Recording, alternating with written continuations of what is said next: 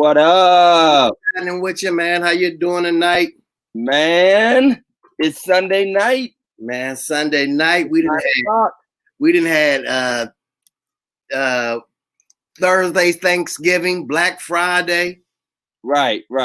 Sunday. Now we got Cyber Monday. We got it all going on this weekend. Don't forget Giving Tuesday, even though I don't give on Tuesday because I already paid my tithes. Giving Tuesday, yeah. So after Black Friday, then what is it? Small Business Saturday. And then Cyber Monday, they have Giving Tuesday, where you're supposed to give to charities and stuff. Oh, okay. Yeah. Pretend like you ain't never tell me. Listen. I don't care if it's the food bank or the people outside. I tell them the same thing. As long as I'm giving to the Lord, that's my charitable giving. Hey, man, I do give. Every time somebody say St. Jude's, I give. I do. I've been up there and saw a lot of their work that they do. So I try to give to St. Jude's. Man, St. Jude is a saint. They got money. Welcome, everybody. I see you, Sister Tate. God bless you, Sister Johnson, our faithful viewer. Rashonda, what's going on with you? Tell my little man I said, what's up? Pastor Tatum. Yo, what's happening? Hey, I want to give a shout out to Pastor Tatum and her podcast. Oh my goodness, I forgot what it was called that quick. I had a brain fart. Type it in the comments, Pastor Tatum, because they did a wonderful PK, podcast. Okay. Preachers' kids, the struggles of preachers' kids. And these are grown preachers' kids. Oh, it was preachers. I thought the PK was for pimps' kids. I was going to say, I should have been on.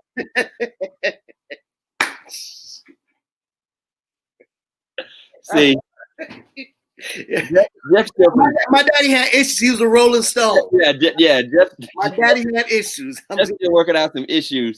But Pastor said I didn't want to say the wrong podcast because she has several programs. I've seen she has one for ladies, and then I was on the first one. I believe I was on one of the first ones. I forgot. It's just.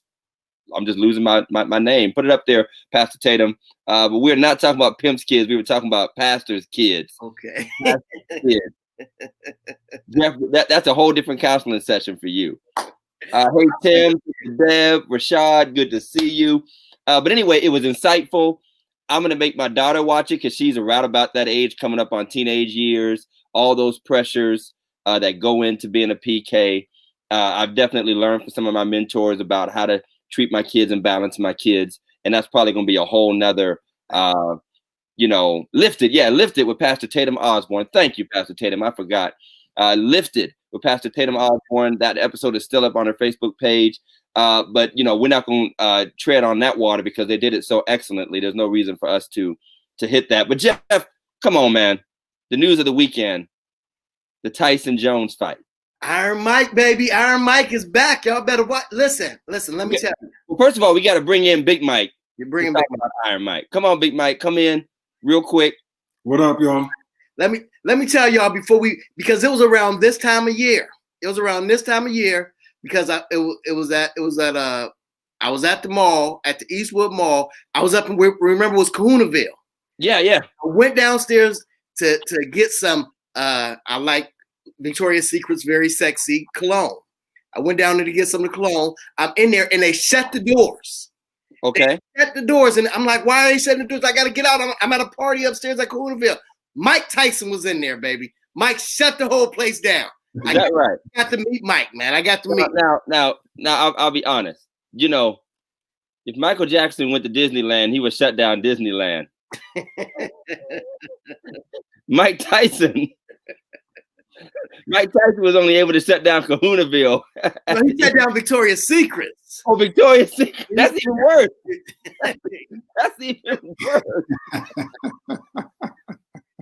That's like shutting down Arby's. Listen, Mike was about to get it in, baby. Big Mike, give us your thoughts on the whole night. It was entertaining, but I'm glad I didn't pay for it. Yeah, I didn't pay for it either. I just jumped between people that was live streaming. Right. Sinners. I've been checking out though. I didn't do the sinning. I just happened to see it in my timeline, and the devil's thumb hit the button, and I just That's okay, because I know a preacher who sells fire sticks, so whatever. Oh, well.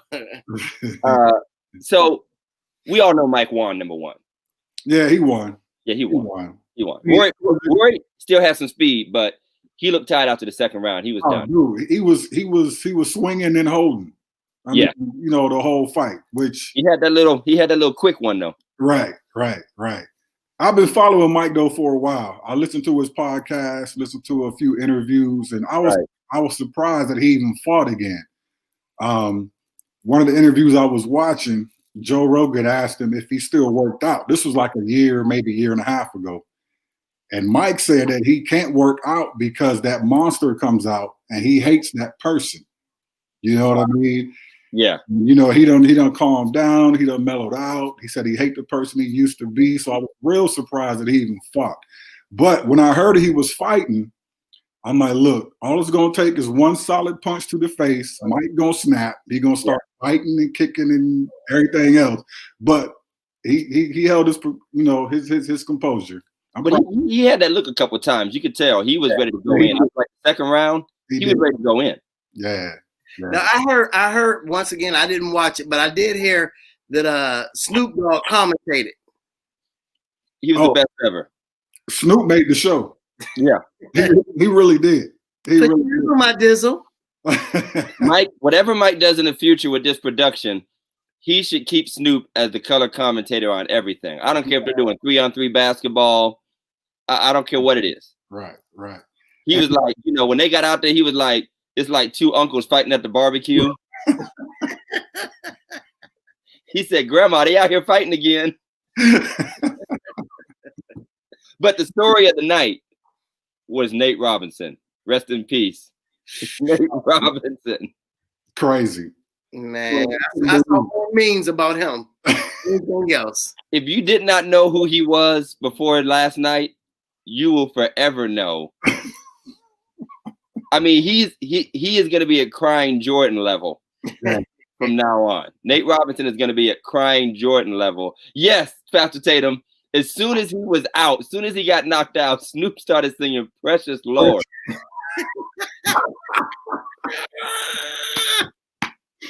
Oh, that was so funny, man.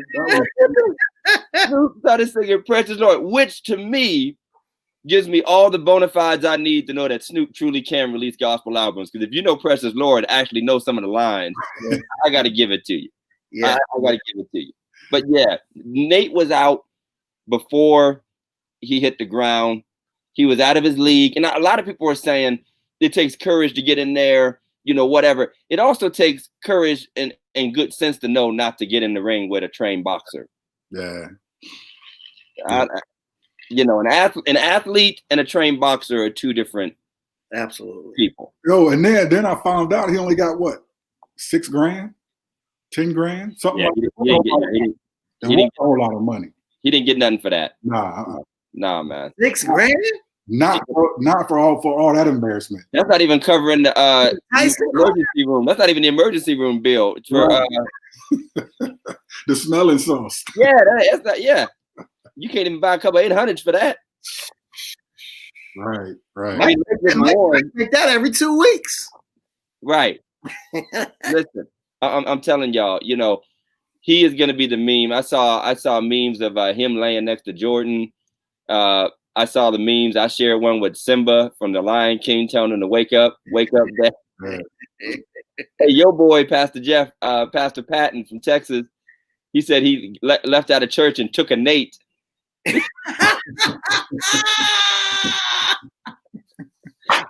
took a Nate. Nate is going to be synonymous with nap from now on. Oh my God. What was crazy was that it only took like 10 minutes and there was memes all over Facebook. Oh man, within seconds. That quick, man. The internet is undefeated.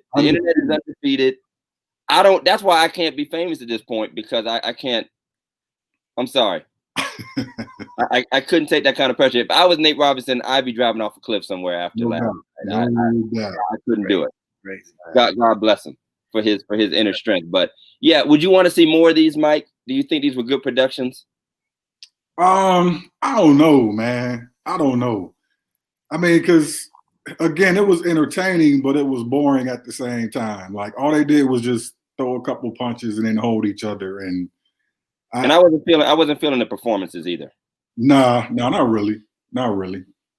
I really feel like, honestly, if Tyson is trying to, and I think all the leagues like Ice Cube with the 3-on-3 league and all that, there's a whole nother conversation and we're going to have to move on. But I think you got to be careful about centering sports always around hip hop because you're missing a lot of your demographic when you do that.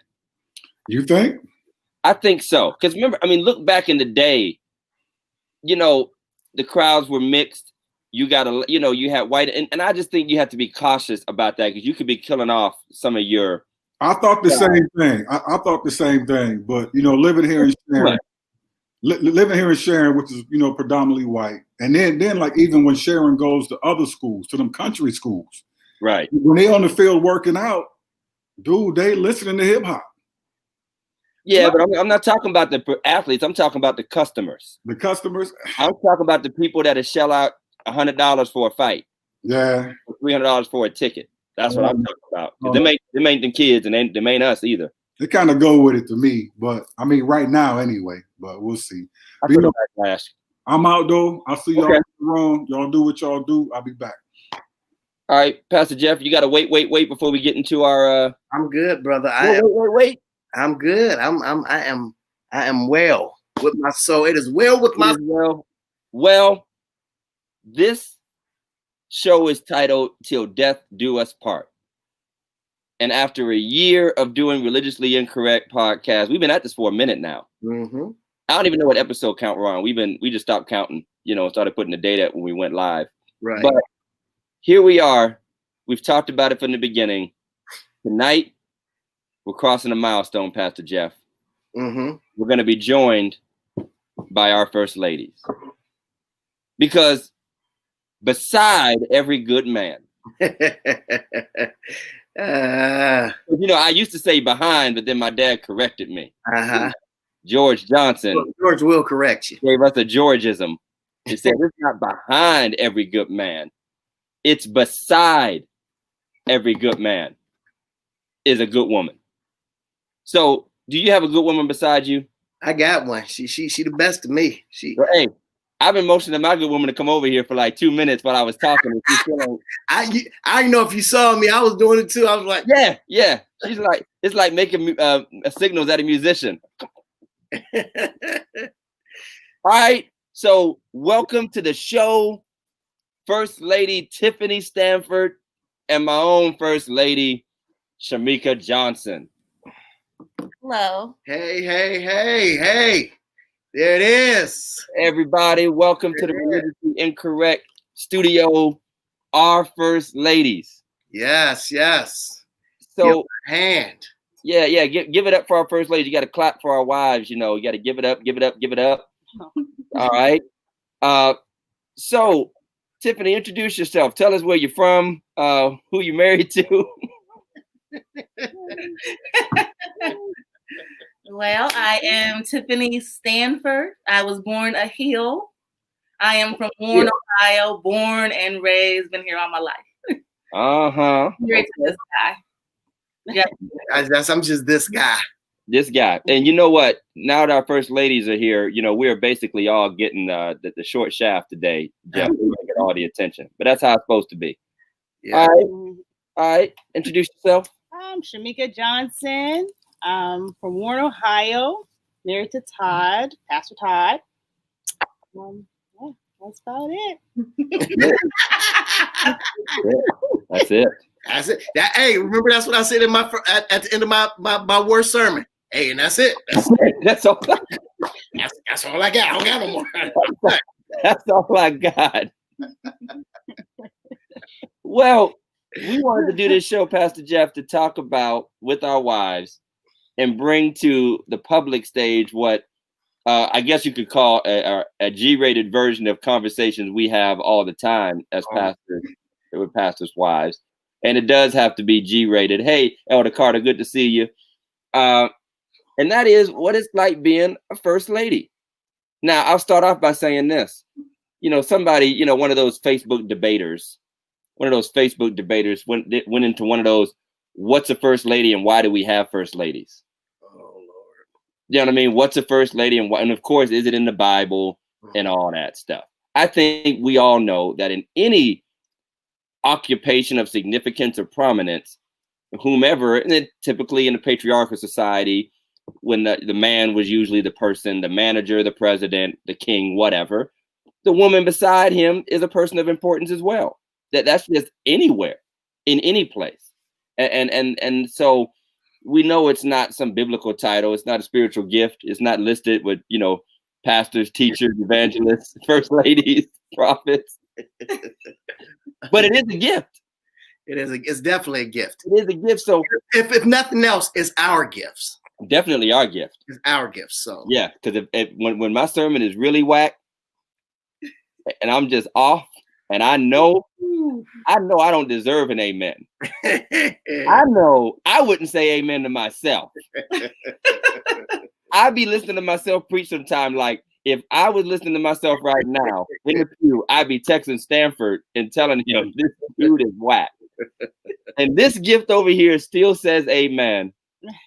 Now she won't say I did well afterwards, but she'll say amen in the church.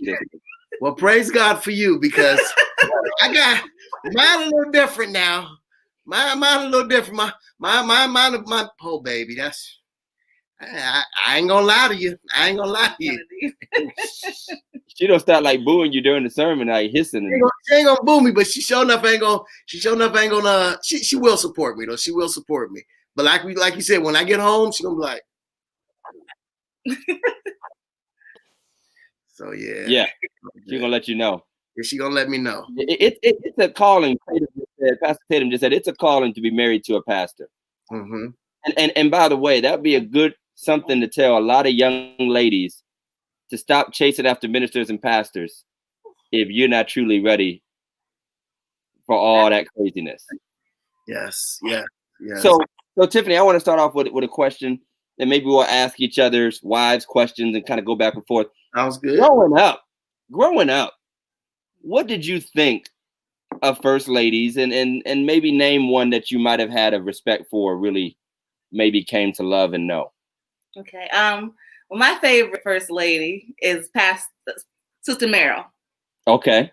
She was the one that I when I first noticed that role, she was classy, she was beautiful, she was always late, which I'm gonna blame her for my tardiness sometimes, but she loved her children, she sung in the choir. She was just the epitome of class to me. So I would say she has always been my favorite.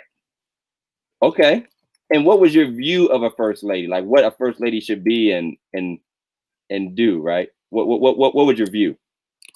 I guess to always be appropriate, to represent her husband and her church well. Okay. She always showed up. She was late, but she always showed up. You gonna stop dogging first? Yeah, I'm gonna tag her and say this is like your number one quality is you was late. But she was always on time for what she had to do. When she had to do something, she was there. But like I said, she's always been my favorite, and I've told her that before. Wonderful. I called her a lot when I was told that this was gonna be my position and things like that. Yeah, you need that. All right, Shamika, what was your view of a first lady coming up? View of my first lady coming up. With my first lady, Mother Claudette Evans was my first lady. And Mother Evans, who I respected and loved and adored. When I looked at her faithfulness and dedication, it was definitely strong for me. As a working woman. Absolutely. Working, kids, and still active in the church. So I got a lot of that characteristics from her of being active and being dedicated and faithful. All right. So I have that example. Absolutely. Yeah. So I guess it's my turn. Lady Shamika, my girl, my ace. First ladies have it has almost transformed now. It seems to me to be a little bit different. Back in the days when she talks about First Lady Merle, the big hats, the dresses with all the rhinestones, and them sitting on the first pew or the second pew, or whatever it is. What do you think has changed as far as being a first lady? And do you think the change is good? Honestly, yes. I think it is a change now. They were definitely in that era, that aura of dressiness, full glam from top to bottom. Our churches have came down to a more casual setting. So some of us don't feel like we need to be that elaborate no more, because of our settings are changing. And yes, it's a good change because we're getting more younger first ladies, and some of them wasn't raised in that atmosphere. So to come as you are and come like you feel elegant in your own way is good. We don't have to go through those standards of what we did before. So if that makes sense. So do you think that kind of breaks down the classiness? Do we see the same grace and classiness out of younger first ladies than you see? I'm just saying, I've seen a couple rough ones, a couple. Take me out the parking lot. Like they will cut you for their husband. I mean, they will cut you for their husband and then just cut you because they feel like it. Well, first lady, but I hit you with 2 blows. Huh? 2 blows. You want a 2-piece? You ain't gonna get this in the kitchen. Well, we're a little different. We're a little different now. Now, you say the style is not all the rhinestones, but the expectation of being a trendsetter is still there, because I see a lot of casual dressing first ladies still making sure they are trendy. Yes. Wearing the latest fashion. So it might not be the rhinestone and knit dresses and big hats, but they gonna have that. I don't even know some of the brands, but the Prada, the Gucci, the oh, you come with your own swag. You do. You have with your look. Your look. So I think that's all women. Yeah, I know, but I'm just saying from that prominent standpoint of definitely being a still above in a way, still looked up to. Still, it might be casual. Like me and Jeff have talked about, there's a lot of these brothers that, they have the appearance of down to earth. They're not wearing 4-piece suits no more. Right. Their t-shirt costs $600. You know what I'm saying? So, and everybody knows it. You know what I mean? So they're still wearing $400 jeans. They kind of put us down, and we over here shopping at the Goodwill. So it's not always just the look of a thing; it's the image and the desire to be so above. And that's still, you said it's there. Do you think it's changed, Tiffany? Do you think it's shifted? And is it good? I'm not certain. We are in the Baptist faith right now, so I don't know if it's a Baptist thing that we're more casual, because the ladies of Church of God in Christ and things like that, they're still dressing like that. I don't know if it's just based on the people that we serve that we're more casual. Maybe it's generational. We have a lot of non-denominational churches now. Yeah. And they're kind of like overtaken. I'm thankful that we're more dressed down. I appreciate that. Oh, yeah. Now, both of you are younger first ladies. Both of you are younger. You're I'd say 4. I know you're 40, and she right behind me. She's right behind you. How does that play in on? Because, and both of you have a lot of seasoned ladies in your church. Does that having these seasoned ladies talking to you, or you happen to be the seasoned lady's first lady, how does that play out? Have you guys had any issues or struggles with those issues there? No, I've always respected the seasoned ladies. I love them. You dance with them. I'm old school like that. I love the old lady.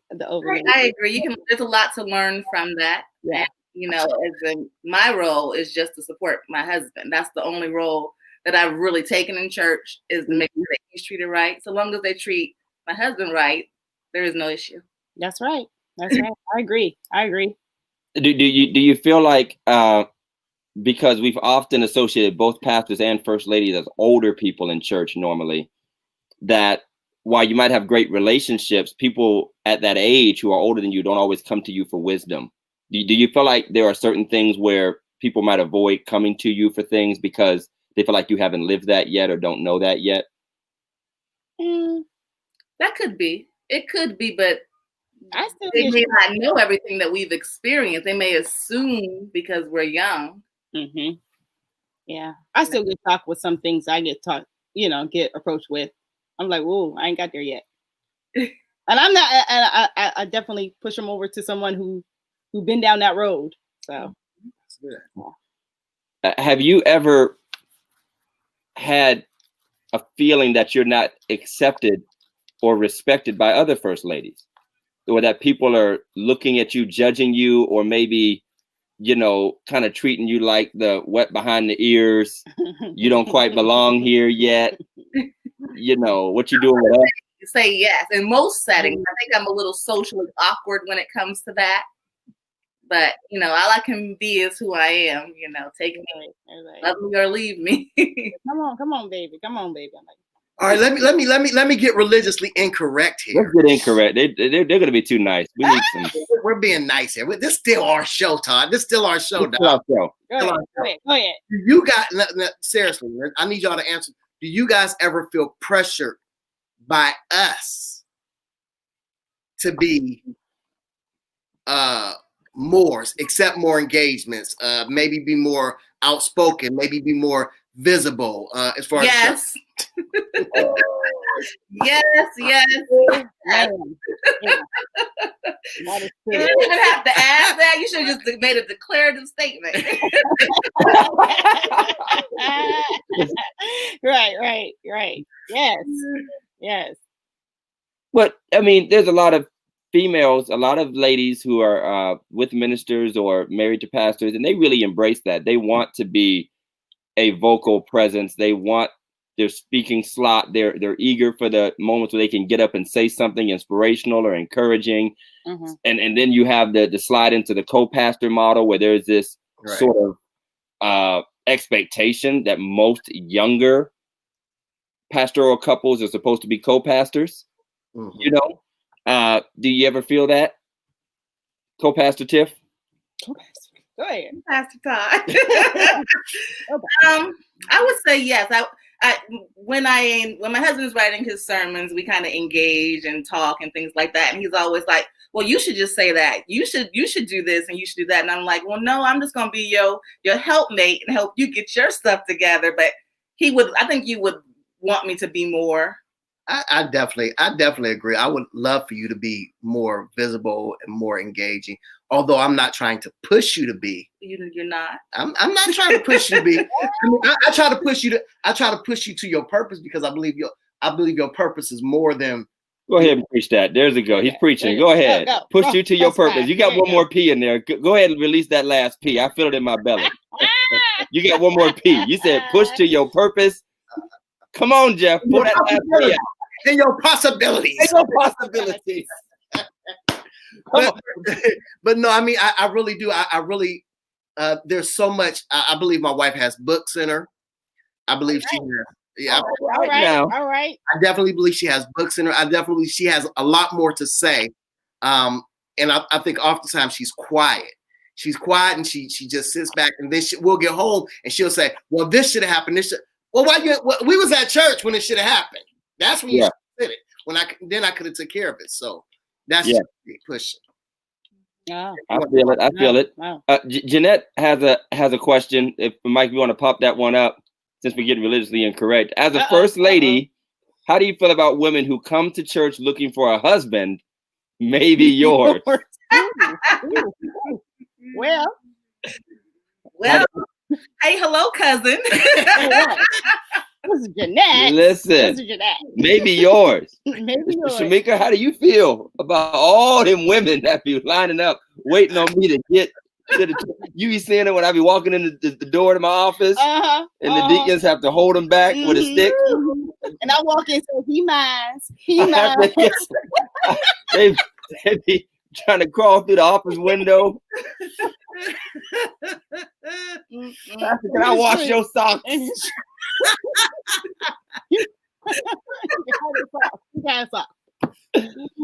Nobody want me. They be sending him back real soon. Nobody want me. Well, I've been blessed everywhere we've been. There has been ladies who have taken on that task for me, and I prefer to let him handle it anyway. I expect him to handle it, and I'll deal with him later. Like when he allows someone to disrespect me. Right. Good girlfriends in the church. Yeah, some of them popped on the live. Lisa and Deb. Yeah, good girlfriends in the church. It's always good to have good girlfriends in the church. They be spotting them, boy. They be spotting her. They be like, nah, that one's shouting too much. If I look back and they ain't even dancing no more, that means they staring somebody down. There you go. They're like, that was not a holy dance. Yeah, I'm blessed with good girlfriends in my church. Yeah. I think it's, like my wife said, I think a lot of it has to do with us being, we know the difference between hey, how you doing? How's your wife? And hey, where's your wife at? You know the difference between those hugs. You know, and we have to act accordingly. Right. All three of them came. All y'all need to get off of here. Shamika's whole crew is on this. Now, how about this, ladies? That question is a legitimate question, Sister Jeanette, but do you feel like there's like too much made of that? Like people act like everything is like green leaf and you're supposed to be on edge and with a pocket switch in you know what I mean? Like, do you think people make too much of that sometimes? Like, oh girl, watch your husband, watch it, gotta watch it. Like they're like, it's there, you deal with stuff, you see stuff, but other people make too much of a deal Absolutely. About it. Like as if there's more, just like TV, they exaggerate and act as if there's more going on and what would you do and how are you? Do you feel that sometimes? Oh, definitely. I think they are. Yeah. I think so. Yeah. Maybe they've seen more than me. Maybe it is the truth.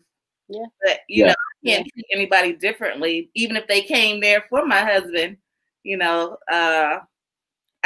need to get saved. They're in the right place. Right. I always have a solid marriage behind the church's life. Right. Yeah. As long as you have that solid marriage and that solid communication behind closed doors, behind the church life. I mean, you walk in there with confidence, a confidence that they can't break. Right. And I believe that our husbands will hold each other accountable for what they do.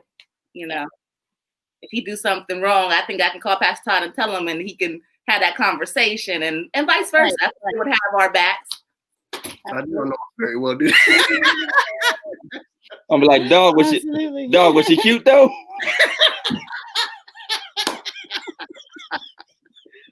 This is religiously incorrect. Right. I keep on forgetting. This is religiously incorrect. I tell my brother to flee from worldly lust. Yes, sir. Yes, sir. Flee. Unhand me, vile woman. Smite me, you mighty smiter. Delilah. You gotta call them spirits out. Bells over there. You gotta call them spirits out. So what are some of your relationships as a young first lady? What do you see that you feel like you'd like to see women do in the church more, or being engaged in the church more? What's some of the things you think you would like to see as a first lady? Well, for other young, just other women in the church in general. I mean, what if you could see one improvement in the role of women in church or in ministry? What would you like to see? Probably more engagement with each other. Positive engagement. Okay. Yeah. Like relationship building and. Yeah. Well, I know that's hard. Men are the church. Men have the leading positions, but women make the church run. If anything, I would say that more men should allow the women to work in their position. Most churches don't get started without women. That's right. That's true. Well, I mean, there's really only one position at this point. Well, depends. Most women, things like that, but women make the church go round. Right. Allowing those. If they could be more and able to do more, I think our churches would be more impactful. We're living in a world now where there's an incredible celebration of women in leadership. I mean, Biden just announced an entire communications team, all female. While the church doesn't chase culture, I think it should be mindful of culture and maybe lead the way in culture more, as opposed to pulling up the rear and always being 30 years behind everybody else. And I think you're right, Tiff. And we all came up under a generation of women who were the working women, but they were also quiet and silent in a lot of ways, when their wisdom and their knowledge and skills probably could have helped the church thrive even more if they were given more decision making roles or and more confident. Every time you see a woman pastor, what I've seen is they're always justifying why they're in that position when they don't have to do that. It's almost like they've been beat down and told they shouldn't have that position, so they stand up there and try to prove why they shouldn't have that position. You know what I mean? So they need to have more acceptance of themselves as well. Right. Yeah. Always trying to prove themselves. Jeff, we got a question from Rashad. What do you feel when you hear your spouse preach on Sunday? Do you feel a stronger bond to them? Well, we've heard it probably 20 times before Sunday most times. I don't tell Shamika my sermons. He don't share anything. Well, I don't say I don't share. I don't share the meat of it. Like, I'll just get in the bed and be like, I got an idea I've been thinking about, and that's about it. Right. I mean, I think I used to do it a lot more. I used to tell you the whole thing. Now since you've been finishing at work, it's been a surprise. But we used to talk about it all week, and he would tell me his ideas, and I would read over his material. I think it was a good practice because it kept her engaged, and it kept me and her engaged in biblical studies, and and oftentimes my wife's point of view is a lot different than most people's. My wife, no, I'm saying she sees. I said, I'm telling you doing sermons at work. Mike, you done read about 4 of them at work, Doc. Oh, shoot. But no, but she sees things from a different perspective, and it's good to get that. And oftentimes it helped me switch some things and look at things a different way. So it was real good for me. Let me ask now. My wife, when I first accepted, we don't have to answer the question. What do you feel? What do you feel when you hear us preach? Oh yeah, okay. Oh, I'm proud. I'm proud of my husband, but when something's wrong, I take note. I take note of it. I'm the most critical and the most supportive all in one. I do a lot of praying. So I do a lot of praying, but in that moment, honestly, I enjoy my husband's preaching, and he's still my he's my pastor. Right. So in that frame of mind, I don't be like, sometimes I'm like my husband, but usually I'm getting fed spiritually. Right. So I'm taking it in. So like, I don't know what he's about to preach. And sometimes he preach on what I've been going through or I've been praying, and I have not told him anything or said anything. So I take that in as a stronger bond. He said, do you feel a stronger bond? I do sometimes. I'm like, wow, but not like in my husband way, like a spiritual father type of way. Like, wow, God is really working you through this sermon. So I do feel a good deep connection. Hey, your pastor need to get your tithes up. My tithes is up. Pastor need you to catch up on your dues. We have First Lady dues. Listen, they need to. First Lady dues. They need to have dues. Y'all can have a bake sale or something. First Lady reports. Really? All right. Tiff, did you have anything to add to that? No. Okay. Just real quick. When my wife first heard that I had accepted a church, there was a lot of issues, and there were a lot of issues because my wife didn't feel like she was marrying a pastor. She felt like when my wife and I got together, I was an evangelist, I was a minister, and she didn't feel like, I was ever going to get, or I don't know if she felt like I was ever going to get to that level, but she just wasn't with it. So she wasn't with it. And we went through a lot of struggles in that era for a long time. What would you tell even young ladies who are, because I think that most ministers, and maybe I'm wrong, most people who, when they become ministers, they think, I'm going to be a pastor sometime or another. I want to be a pastor. So you said ministers think that way? Yeah. Mm-hmm. Oh yeah. And by the way, we need to shout out co-pastor Lita Paramore. She popped in. Shout out to you. Tell Bishop we said, hey, we got to have you on the payroll. What would you all say to first ladies or young ladies? Because we've seen a few, and I just want to say, Shamika and I went to a service. We won't say where and for who, but we saw a young couple and a young man getting ordained, and the young lady, very young, getting, just playing the groupie a little bit too much. Like they felt like they was on their way. Right. And, there are a lot of young ladies, especially church-raised young ladies, who feel like that's my ticket. Yeah. If they only knew all of what we have to go through. To being broke. Right. That's your ticket to broke town. Yeah. I was grieved in my soul when you were grieved in your spirit.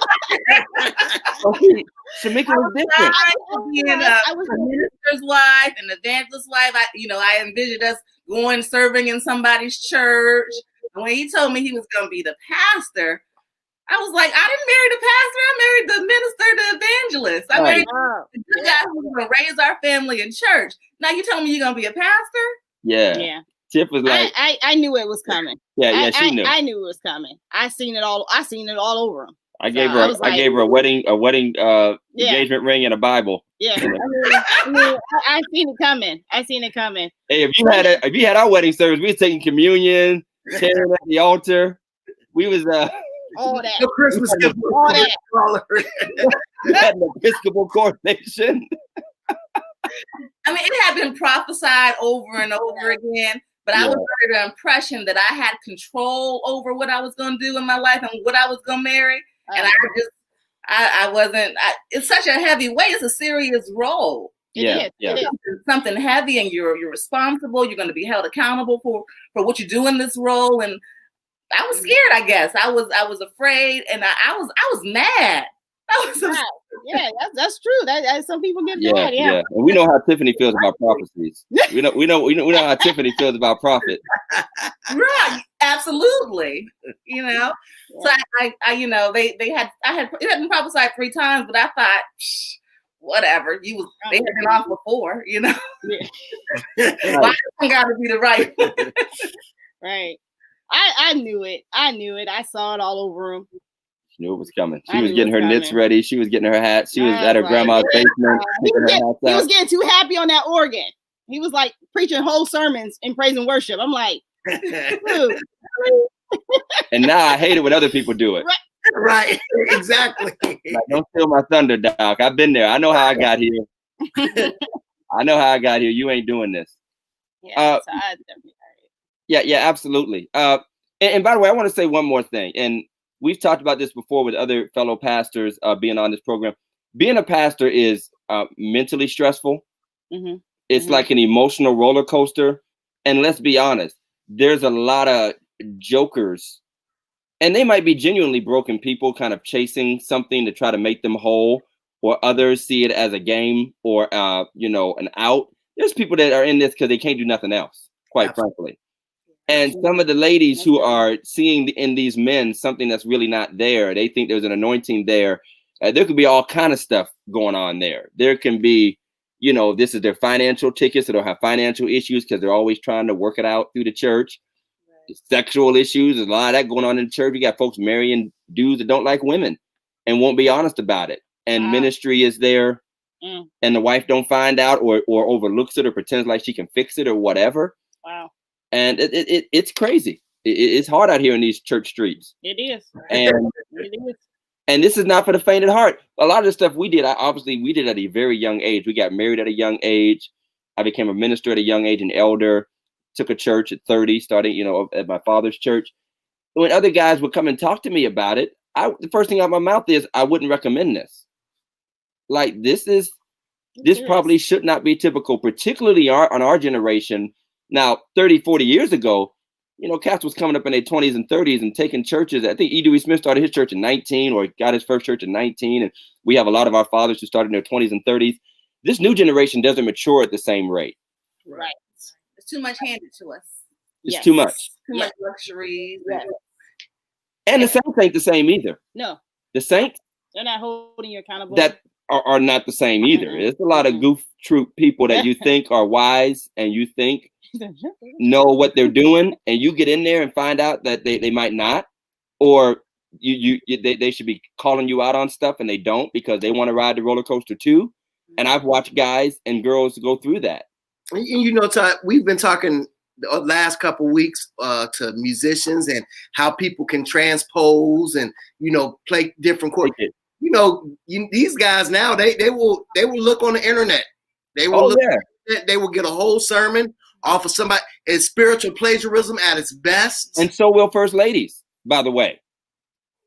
Because as much as we like to talk about preachers stealing other preacher style, there's a lot of first ladies trying to be the Sarita Jakes of her city, or the Lady Mae Blake of her city, or whoever else might be the prominent women they look up to. And they're, you know, it's beyond acknowledging a style. They're trying to be that person. They're trying to be that co-pastor they've seen. They're trying to be that next person. So you still have to be yourself, whether you're the pastor or the first lady. Right. Pastor Osborne has a great question. Ladies, what is your biggest pet peeve as a first lady? That doesn't concern your own husbands. Like, you know, I mean, we know we're the worst, but being made to sit on the front pew. Okay, being called to the front. It's uncomfortable. Or do you mean at anywhere, home or when we go away? I don't want to sit on the front pew anywhere. Nowhere. You got to sit just right. Even when you wear a long skirt, it's too cross those ankles. Cross them ankles. Then your ankles hurt afterwards within the heels. Your ankles hurt. Put me on the second or third row. Especially when you had little babies. Yeah, that was the worst. That was about that time when you had to go sit on the stage. That was funny. Yeah, I was highly upset about that. Shamika was called to the stage, Episcopal mother seat. On the Hey, Jeff, y'all come on in here, church. Y'all come on from my back. Y'all come on in. Come on from my back now. Oh, y'all outside in the back. Come on in here. Oh, goodness, that was the worst. Yes, that's the worst. As being a young first lady, we have children, so always coming to the front was not always very comfortable. We had some bad children. Shamika, I mean, the number of times you had to leave church. Yeah, well, they were little. They were little, and they didn't care. The ushers don't care. The other first lady, they don't care. They push me up there with all those babies, with my big dog and everything else. Shamika. Yes. You talking about your kids. Your husband was the worst. I know he was. No, your husband was the worst because my son would get up there and he start breakdancing, and your son say, "Come on, Chrissy, go ahead." Yeah, come on. He was punishing me. He had the spirit. I wanted him to dance like David breakdance. David did the electric boogaloo. All them videos, he would just breakdance. Yeah, our child, not your child. You told always want to get him on. Yeah. Always. Give us another pet peeve, another first lady pet peeve. There's a word you got to speak. You got to speak. I'm not a speaker. Okay. How about when the pastor says, "Oh, you look like you can sing. Come on up here and give us a sing." I can hear you too. Get your song together. That's right. Get your song. You better sing your Amazing Grace. Yes. Do you feel like when you guys go out in public, you have to maintain a certain image, look a certain way, or feel a little embarrassed if people see you out? No, I'm very comfortable. Maybe I'm too comfortable. Now look here. No, I don't. Maybe we should a little bit more.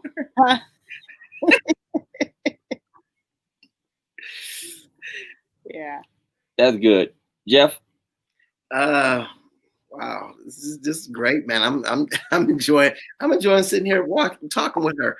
But what is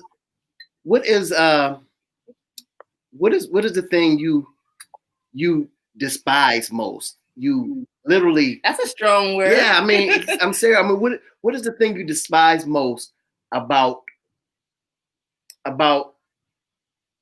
not my preaching, but about what do I do that irritates you the most as a pastor? Well, I mean, you're getting a lot better. You have such a heart for people that you used to would not stand up for yourself. True. Which, being who I am, feel like I'm gonna have to go fight because you are so forgiving, you're loving. You the way you love people, I feel like sometimes they take advantage of it. And I come from the West Side. I'm ready to I can't hurt nobody that I love and get away with it. I feel like, but I think he's ruined me. I've gotten softer over the years. Todd talk a lot. No. I'm leaving. I'm out. I'm gone. I'm like, dude, really?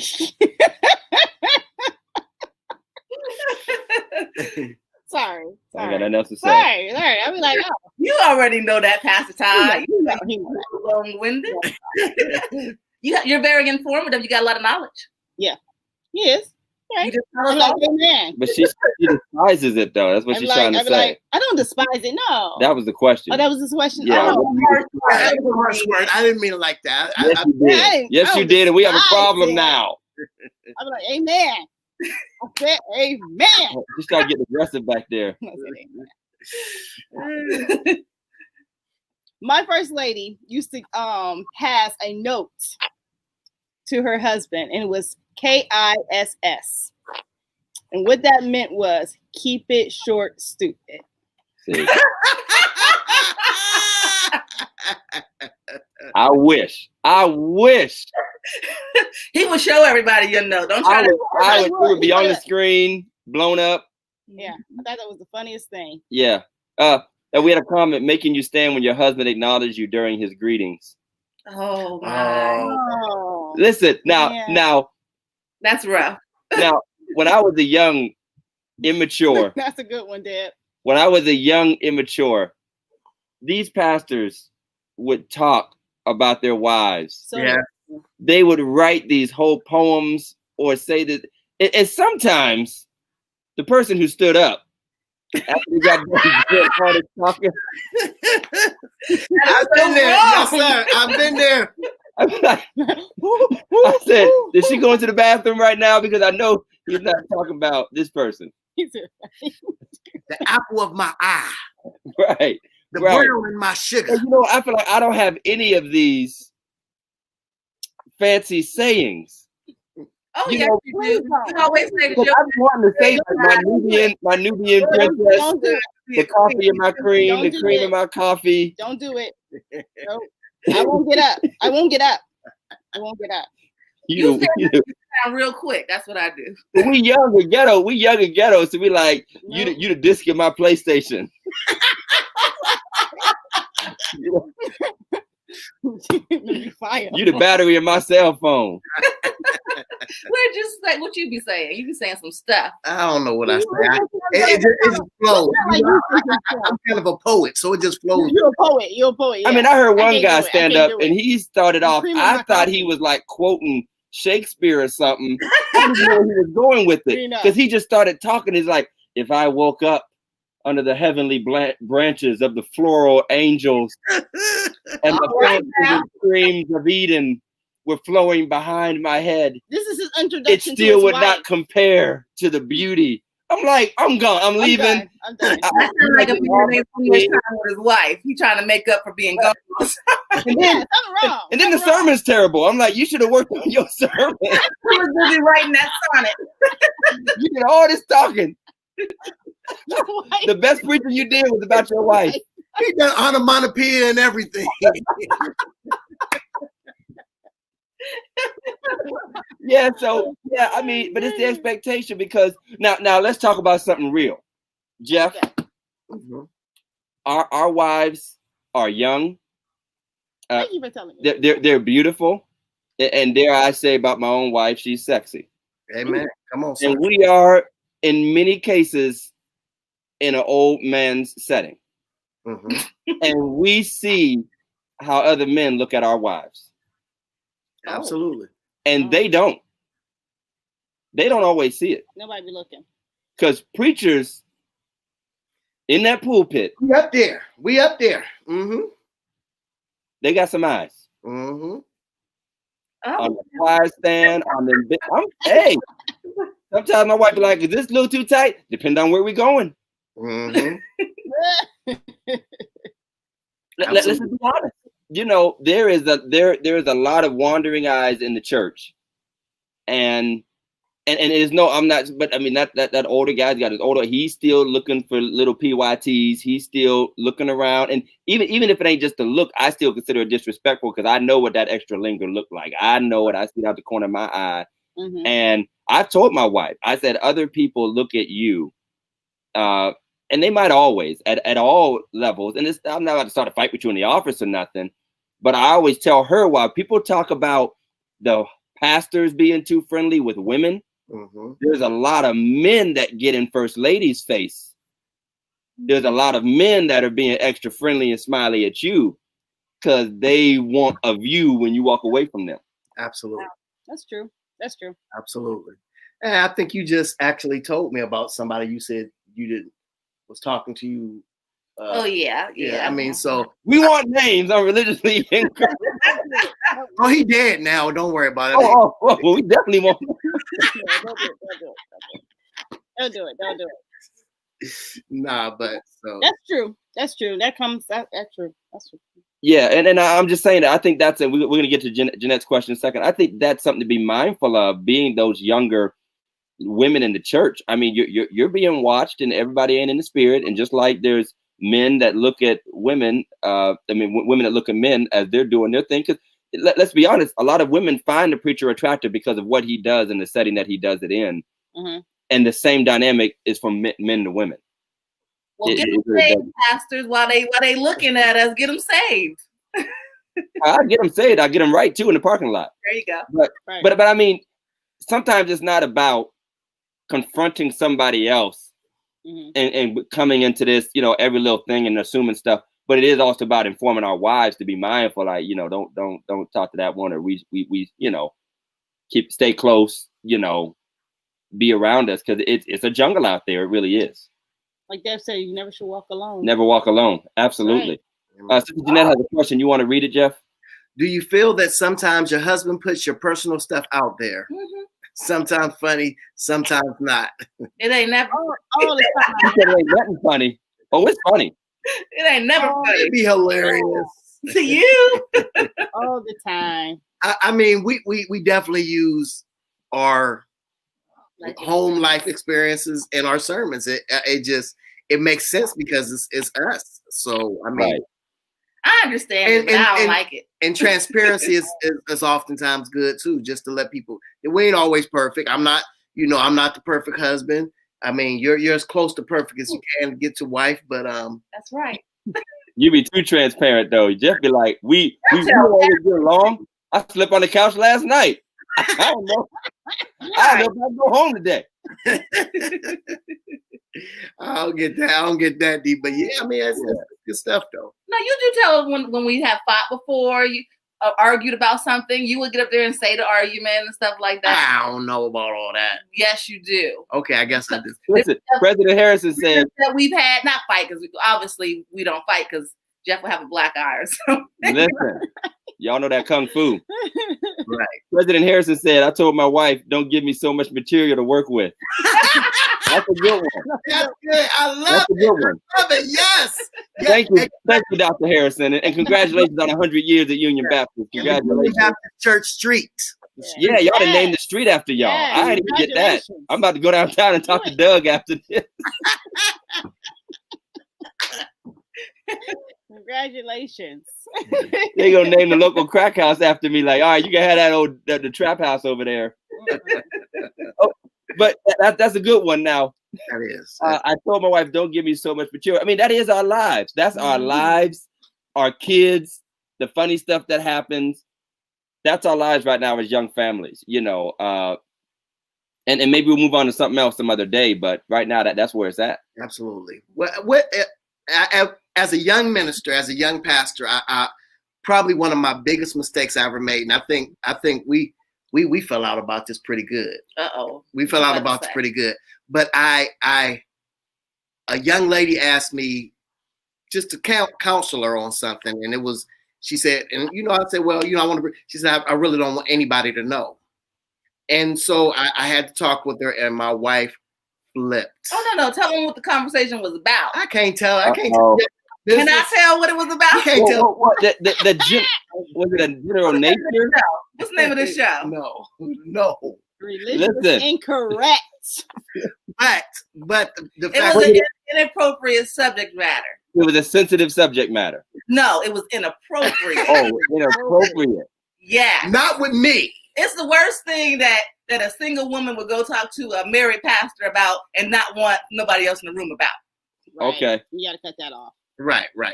So I mean, Now he didn't know that she was gonna go in there I had and no say idea that. what Yeah, right. Sometimes you don't know. Right. You- And it didn't even have to be me. It could have been another female minister in the church, perhaps. Mm-hmm. No, I'm not saying I need to be there, but for her to say, I just wanted to be you, and it be that subject, I felt some kind of way. Yeah. So do you feel comfortable counseling with your husband? I don't counsel with my husband. Well, I mean, I don't one-on-one with any females like that. I mean, she feels comfortable because she's talked with me with people. Who? What do you mean? Me? Yeah, you talked with me with people. You met with a couple with me and some people. Very few. But I don't counsel. Do you feel comfortable, Tiffany, Do I feel comfortable? counseling with your husband when people bring sensitive issues? No. Because you guys know me. I can't keep, my face is gonna say it all. Okay, well, I'm glad you said that because that's why she doesn't counsel with me too much. Mm-hmm. I can control this.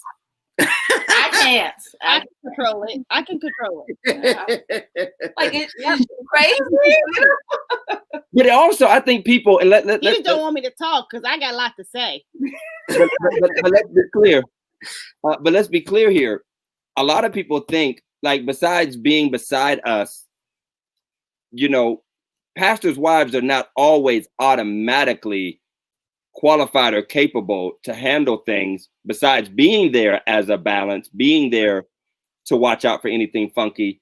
And people assume, and I've told my wife before, there are certain things that will come out and have come out that it takes a steady hand and a good guide. And sometimes the slightest wayward comment, even well-intentioned, can derail that conversation. Absolutely. And honestly, we haven't gotten there yet as a young couple, and we should get there of talking that out more. But I've even said to her, and I mean, people might not like this, whatever, but even if I'm giving something kind of authoritative as a pastor and you give a look or a statement of disagreement that could undermine even casually, because you forget, like, there are so many moving parts. Not only are you discerning things in the spirit, but there's also like certain mental and emotional and background information, and the things that you're saying are very purposeful. And sometimes people come to you. Nowadays, 75% of counseling is folk trying to get you to basically justify what they were already thinking in the same. Right. Anyway.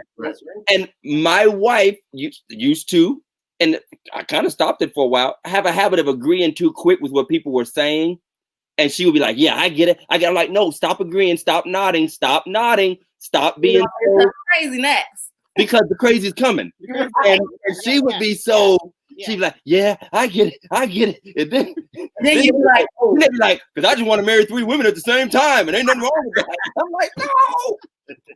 So, I mean, honestly, it sounds bad when she says, I don't counsel with you a whole lot, but sometimes. Well, I'm not qualified, so I that's what and I mean, we need to grow in that area, but we just did something together, meeting with a couple who requested, and, I've done mostly marriage counseling by myself to this point. It's been mostly younger people, but I feel the need to broaden that. And she's talked about the need to broaden that. But honestly, I mean, that's a real tick between us. I would tell Shamika, like, you agree with that person too much. They were going in a direction I couldn't say what I needed to say because of what you sort of portrayed on the front end. Yeah. Now I need to drop the hammer, and it might look like we're not in agreement. Mm-hmm. And that could be dangerous. Yeah, definitely. Because they can stop talking to him and all focus. Yeah, that does not mean I do it by myself. I often, if I have an in-person meeting with any female, it's an open door meeting. Somebody can hear, somebody is there. Thank you, Pastor Harrison. Record all sessions. I've had to do that. I've had to tell a person, I'm gonna record this, especially if it's sensitive information. My secretary in the next room, she can hear through the door open. The Billy Graham rule, they used to call it, the Billy Graham rule, which, never meet with a female alone. Some people have problems with that, but there's a reason for that. Right. I've gotten really, to the point where a lot of these, especially marriage type stuff, and not the marriage counseling itself, but when people are having problems and issues. I mean, I love Karen and Pierre. Yeah, I have referrals. I will refer in a minute. And it's just I'm your pastor. I tell people I'm your pastor. I love to share wisdom and share life with you and talk about experiences and maybe help you to see. Sometimes people just need to know they're not crazy. This is not abnormal. Everybody has problems. But if you get into some stuff that's above my pay grade, I will tell you quickly. Yeah. And then the truth be told, somebody's going to be wrong in this. Right. Somebody's going to be wrong, and I'm going to have to tell that person that they're wrong, and they're going to, it's just. Oh, yeah, they're leaving the church. Yeah, right. They're leaving the church. Right. So, I mean, if I send them to them, and they can tell them you're wrong, and it's, It's an impartial person. It's not like you need some of that. You need some of that. Yeah, you need me, I'm going to tell them to get a divorce. So that's why I can't. She's like, leave him, girl, leave him. She's like, do not bring this back to the altar. Bring that ring to the altar. Lay it down. I'm just kidding, but you're right. If he beat you, get out of there. Get out of that relationship if he beat you. You ain't kidding. Any more questions from the audience? We're wrapping this up. Any more questions from the audience? Big Mike always comes in with rapid fire questions, but let's pause for station identification. You are watching Religiously Incorrect. Me and my wife in here sweat. We got the nerve to turn on the fireplace. Let me turn the fireplace on. Oh yeah, we turn the heat on too. We messed up. But hey, follow us on Instagram, Facebook, Twitter. Be sure to subscribe to YouTube. Don't forget, we announced last week, in the month of January, we are launching our first Sundays. And that means that me and Pastor Jeff will be exclusively on YouTube. So make sure you like and subscribe and click the notification bell on YouTube. You all have YouTube on your phones. Everybody has YouTube on your phones. First Sunday starting on January 3rd. We'll be doing exclusive shows on the first Sunday of every month. Every other show will be on every platform, but we are building our YouTube audience and we want you to be a part of it. So if you have a rapid fire question, which we always do at the end of our shows, you are more than welcome to share them with us. Does anybody else have any basic question they'd like to ask our beautiful first ladies? Let's thank our first ladies for being with us. It's so wonderful. We get the bologna sandwich when we go. Any other questions from the audience? We're more than happy. And I want to appreciate Sister Lita Paramore's, co-pastor Lita Paramore's comment earlier when she said if pastors aren't trained in at least basic counseling, they shouldn't counsel. Neither should anyone else in the church. There's a big difference between pastoral counseling, biblical advice, and being a trained counselor. Right. And we don't have the mental and emotional training to see the signs, the signifiers that are necessary to deal with certain things. And I'm clear about that. And I even back up when I feel like I've stepped over a line and I see that a person is, how would you say, kind of taking you at a deeper word than they should on a professional level. Mm-hmm. And again, like Pastor Jeff said, there's just people to refer individuals to. Right. So we're going to engage with rapid fire. We thank everybody for being with us.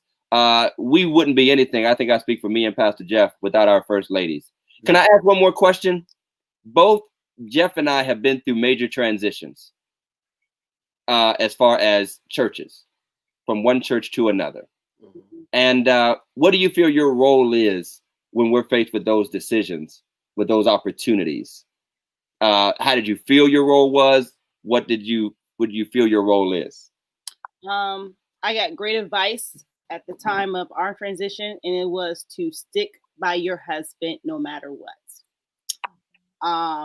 The enemy will come at you in different ways, different forms, different people, close people, and it will play with your mind that what they're doing is not in the will of God. What they're doing is a selfish type of thing. I had to, when we transferred from Agape to Second, a lot of that was going on of just bad talking. Oh, I don't think he should be there. And you're doing so well over here while you're going over there, and type of don't rock the boat. So I went to my first lady and she told me to trust your husband. stand by your husband. Do not allow no one to swift you over when your husband is saying to you what God has spoken to him about. And standing beside him and being prayerful was what I had to do. Even though, you know, sometimes you feel in your gut like, maybe I don't think he should be going over here. And, you know, we're human, because we, you know, especially if you're someone who's close to you, speaks to you, and you be like, oh, this, you know, if she think this way, if they think this way, it might be true. But she kind of confirmed that to me. Do not allow that to happen. To stand by your husband. Right. Well, I believe what my husband. I know his connection with God. I believe it is real. So I trust him. But I fuss the whole time. You fuss the whole time. You know, you sure you want to go over there? You sure you want to do this? And not where we're at now, but where we were going to go. I was again it. Yeah. You know, I felt some things and I saw some things, and I still believe that's where he was supposed to be. Mm-hmm. But I didn't feel like it was going to be smooth. Right. I felt like it was going to be a smooth thing, and I felt like they had the potential to hurt him. Okay. But because that's what God told him to do, and I believe God did tell him that. I had to support him, but he heard about it. You know, I don't do good at keeping things to myself. Bite her tongue. I don't bite my tongue. You know I'm very vocal, and you know, no, I can't say that either. There it is. I'm gonna support him. We gonna do it. We gonna go. We gonna do this. But and just allowing that to be a home feeling when you say you speak to your husband. I think that's. I mean, you know, when we get together, we're at home. We chat it up. We vocal, but allowing that feeling and that nature to come outside of the home, that's where it gets dangerous. Right. That's where it gets dangerous. So it's in our little bubble. I mean, we all have heard it. You guys have heard it, but right. Oh yeah, it's a bubble. It's a bubble. We don't need y'all jumping up in church like, I don't even want to be here. I don't know why I'm here. Right.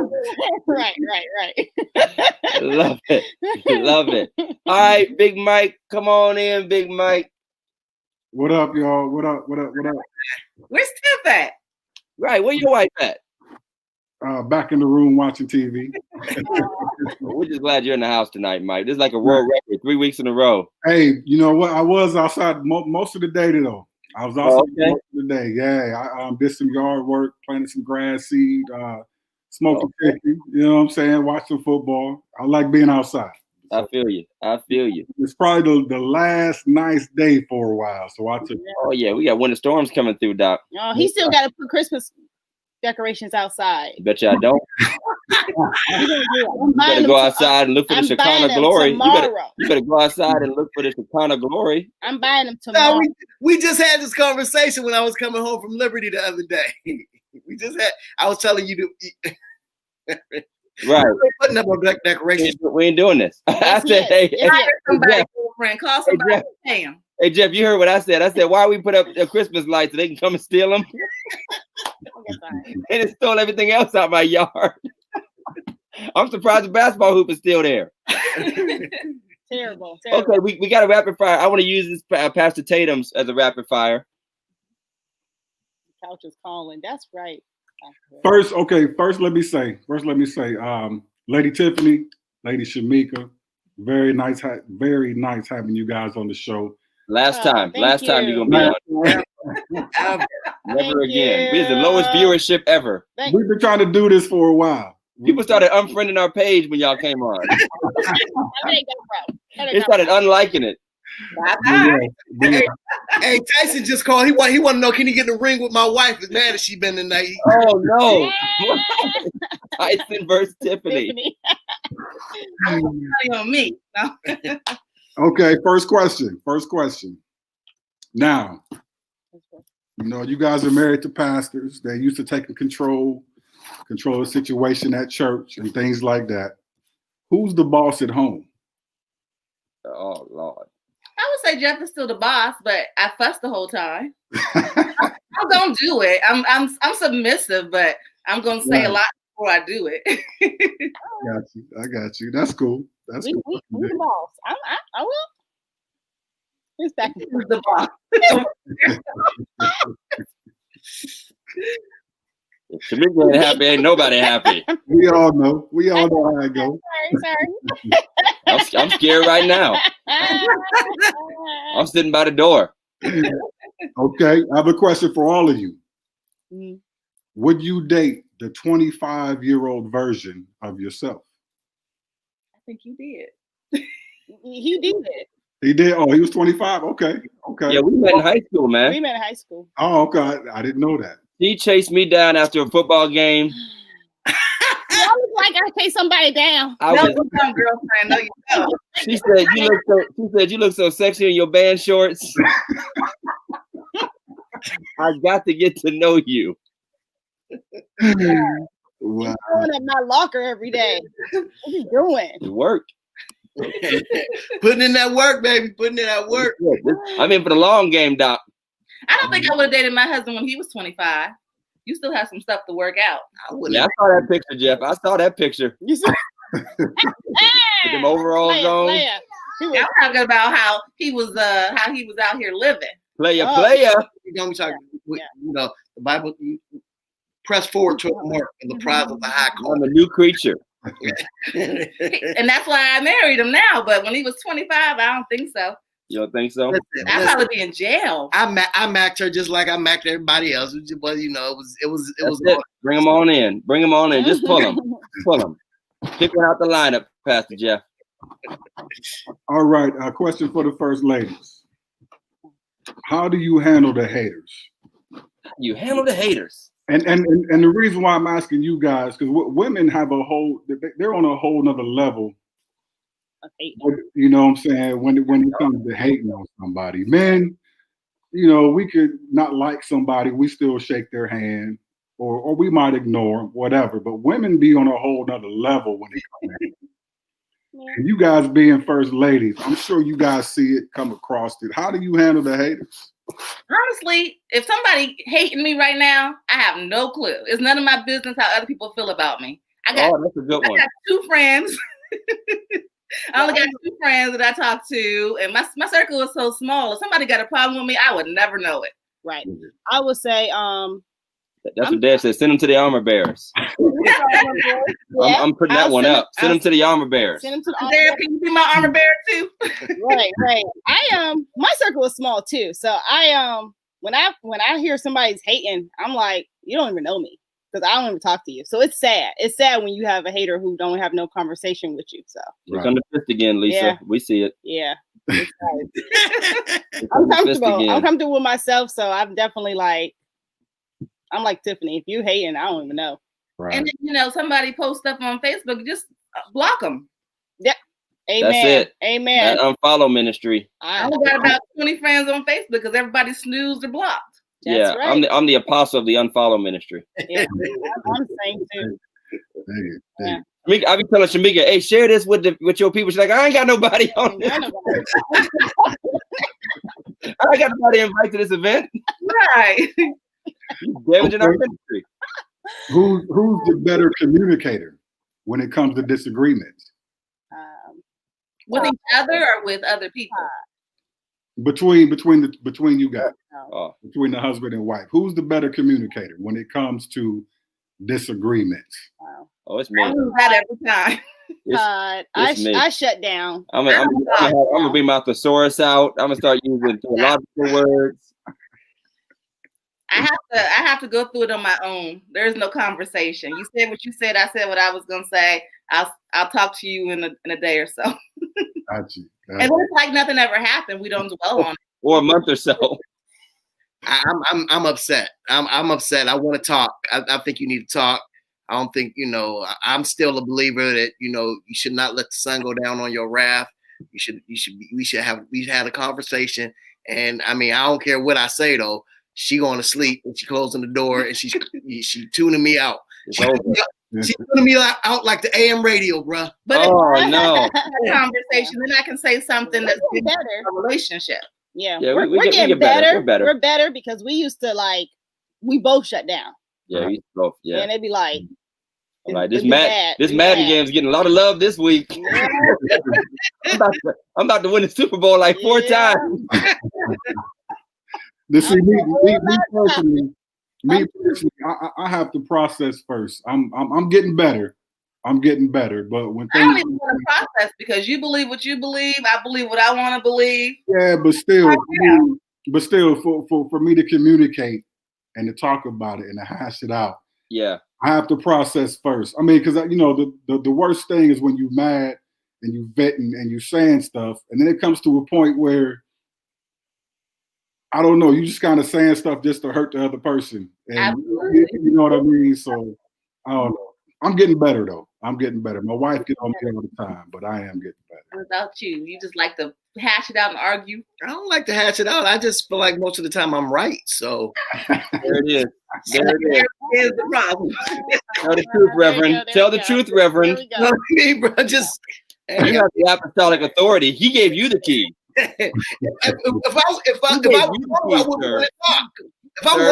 to talk, but if I feel like I'm right, I'm like, let's talk about it.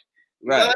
Right. 2 plus 2 still equals 4, regardless of what you say. That's it, Jeff. Take your authority, Jeff. Jeff, I encourage you. And take your apostolic authority. And you're trying to get me on the couch, Mike. He's trying to get me on the outside ministry. Really got to be together. He's trying to get me to go back to my evangelism days. Absolutely. You're gonna be all across the country. Yeah. This is a perfect spot, Mike, for Tatum's question, which was, how do you handle navigating a disagreement just before church or just before you walk into service? Ooh, that was a tough one. I had to grow on that one. I just preach mad.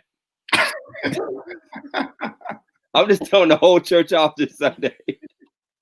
Y'all ain't faithful. Y'all been late. Man. Singers don't sing like they used to.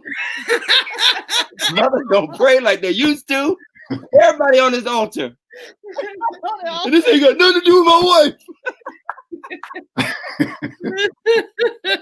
We good. We don't have disagreements on Sunday mornings. I don't think we've ever had one. Oh goodness! Oh, that was tough. That was tough. I church earlier than I do. There's never been a disagreement before church. I can't handle it. There has been disagreements the night before, which has led up to the church day, and I'm not good at it. I'm not good at it. I'm just quiet. I just come and I'm like, I just pray that's not Communion Sunday. Yeah. Because I'm like, we got to hesitate. I got to pass on that plate. We got to hesitate. This be the longest communion hymn and prayer. We still trying to get right. Like, why is he singing all 7 verses of this song? Right, I'm praying. I ain't right yet. I ain't right yet. We ain't right. Nope. Yeah, this will be a good time to be upset with your husband because we got the mask. Nobody ever know. Nobody knows. No, that is so oh no, the eyes say a lot. I say it. I have to fight in myself not to put anything in the sermon. Oh yeah.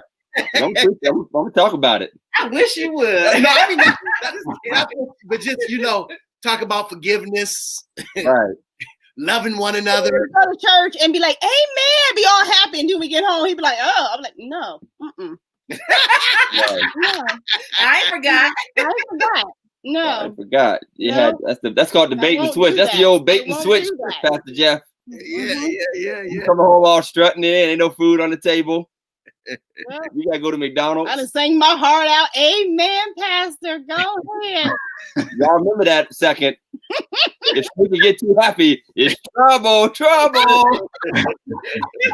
need a ride home. Okay, last question. I think I know the answer, but I don't know. You guys might surprise me. Who spends the most time on the cell phone?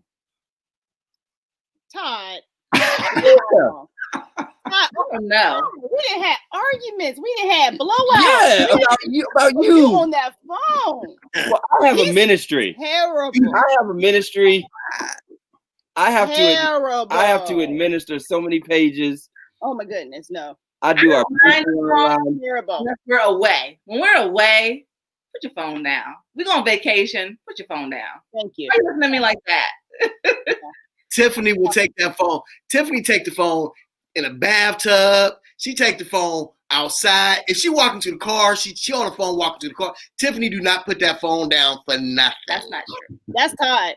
But It's connected. My to his head. time is quality. Hers is just criticism. Quality. You be. Mm-mm. It's better than my phone. Amika's a hate scroller. She's a hate scroller. She don't like nothing she see on there. Everything's messed up. It's terrible. Terrible. That hair look a mess. They can't sing. Yeah. She's a hate scroller. That's a new one. Who can I put that phone down? I was born with the technology. It's just the way it is. Right. That's all I got. Y'all got any rapid fires? Anybody? Anybody got any rapid fires? I think we had all the questions. Thank you all so much for your questions, by the way.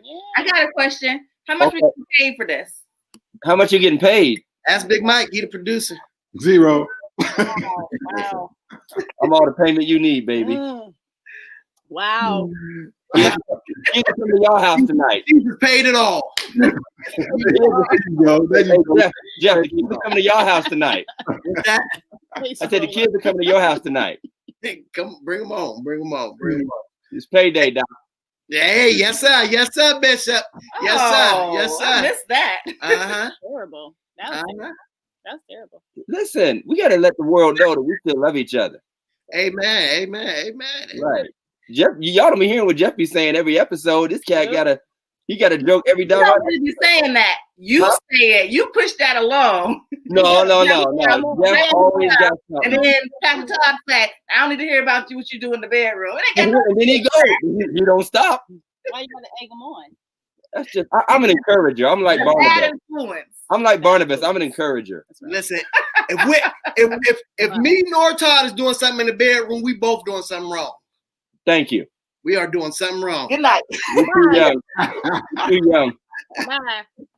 Tiffany gone. I gotta go too. Why you think we so happy on Sundays? Where Tiffany go? I got one more question. Where Tiffany? Come on back. Come on back.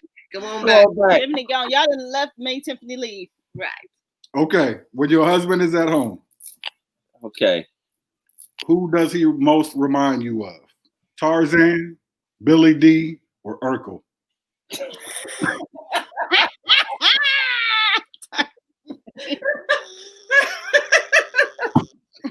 What a Where conversation. you get these questions from? I love it. Me, I just came up with it, man. I've been thinking about it all day. Todd is a mixture of Tarzan and Urkel. I was gonna say Billy D and Urkel, but he's more kind of Stefan Urkel. He's a little corny. I love my Tarkel. Just call me Tarkel. Yeah. I'm sorry, fellas. I had to ask them. He's cornball, but then he all crazy all over the place. Sit down. You know, Jeff think he's smooth. Yeah. Oh, he think he's smooth? Oh, okay. Oh, yeah, he co 45 commercial smooth. Wait a minute. And Baptist too. The funny thing is, the last cruise we was on, I had to do Tarzan to get us on a marriage competition.